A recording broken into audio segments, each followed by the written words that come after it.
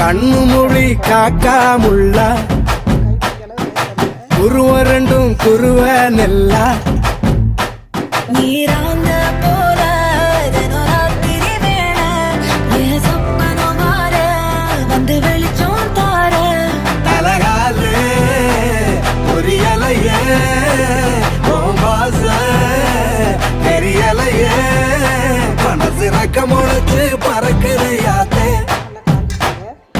கண்ணு மொழி காக்காமுள்ள உன் குருவ ரெண்டும் குருவ நெல்லா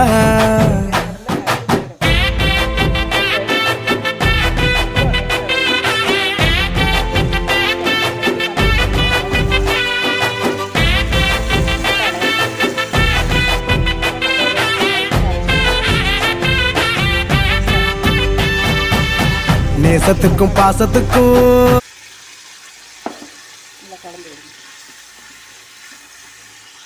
நல்லா கத்திரிக்காய் வெந்துருச்சுங்க. தக்காளி மஞ்சத்தூள் கொஞ்சமாக போட்டுக்கோங்க. ஒரு சில்லி பவுட்ரு போட்டுக்கோங்க அளவா. நம்ம புளி கரைச்சல் வச்சுருக்கோம், புளி கரைச்சல் ஊற்றிக்கலாங்க. பாருங்கள் நல்லா கொதிச்சிச்சு. இப்போ நம்ம அரைச்சி வச்சுருக்கோம் இல்லையா, வேர்க்கடலை, எள்ளு, மிளகு, ஜீரகம், இதை அதில் போட்டுக்கலாம். போட்டு நல்லா கலந்து விடுங்க. இந்த குழம்பு நம்ம ஒரு மாதத்துக்கு கூட கெடாதுங்க.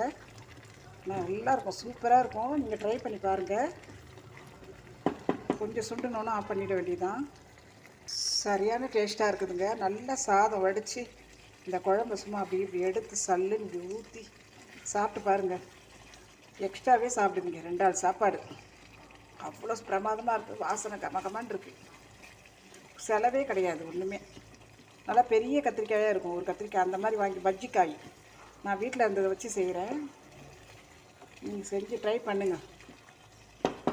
செம்மையாக இருக்குது. ஸ்மெல்லு, வாசனை செம்ம. செஞ்சுட்டு எப்படி இருக்குன்னு சொல்லுங்கள் கமெண்ட்டில்.